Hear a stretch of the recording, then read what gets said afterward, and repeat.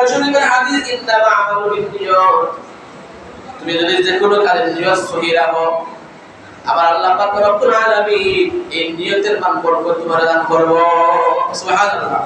আমরা নিয়ত সব সময় ঠিক রাখা লাগবে, খালি কুরবানির ক্ষেত্রে না। কুরবানি করা লাগে তো মানুষের জন্য কুরবানি করা ওয়াজিব, আবার সকলের লাগে না, কিন্তু মানুষের জন্য নামাজ পড়া সকলের লাগে ফরজ। মানে মাথায় রাখতে হবে যে সমস্ত মানুষের জন্য নামাজ পড়া ফরজ, ফরজে আইন। এই বিধান না মানলে আল্লাহ খুশি না, না খুশি? হ্যাঁ, কিন্তু কুরবানির রসিকা ওয়াজিব, আবার সকলের লাগে না। তাহলে নামাজ পড়ো না, কুরবানি করো। হ্যাঁ, কথা বলেন না আপনারা? মনে হয় আমার কথা রাখবেন না। নামাজ যদি পড়ো, ফজরের আযান হইছে, নামাজের মাঝে মানুষ নাই, নামাজটা বড় হইল কিভাবে? আমার তো বুঝে ধরে না।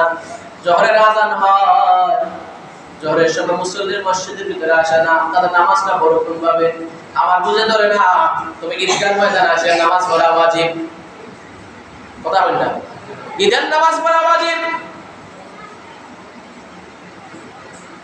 জানাজার নামাজ পড়া ফরজে কিফায়া। যদি কোনো মানুষ বিধান না দিল, 5-6 জন বা 10 জন বা 1 কাতার মানুষ যদি নামাজ পড়িলে আস্তে পঞ্চায়েত থেকে এটা আদায় হয়ে যাব। জানাজার নামাজের কথা বলা, তবে জানাজার নামাজের সময় মানুষের অভাব নাই, কিন্তু আফসোস লাগে মসজিদে আযান হয়, আল্লাহর ঘর খালি করে থাকে। খালি নাই? হ্যাঁ, এই রকমের দেখা যখন যে মানুষ যারা নামাজ আইছে, ঈদের নামাজ আইছে, ঈদের নামাজ পড়া ওয়াজিব, কিন্তু ফজরের তো মানুষ নাই। তো নামাজ তো সব তো সমান না, সমান না? তবে সমাজের মাঝে আল্লাহর বিধান হইছে কি ফরজ, আল্লাহর বিধান কিটা ফরজ, আর রাসূলের হইছে কি সুন্নাত। আমরা সুন্নাত মানলে রাসূলের কাল কিয়ামতের দিন সুন্নতের একটা আমল করলে আল্লাহ মাফ করবা, রাসূলের সঙ্গে আপনারা আমার জান্নাত দিবা। সুবহানাল্লাহ।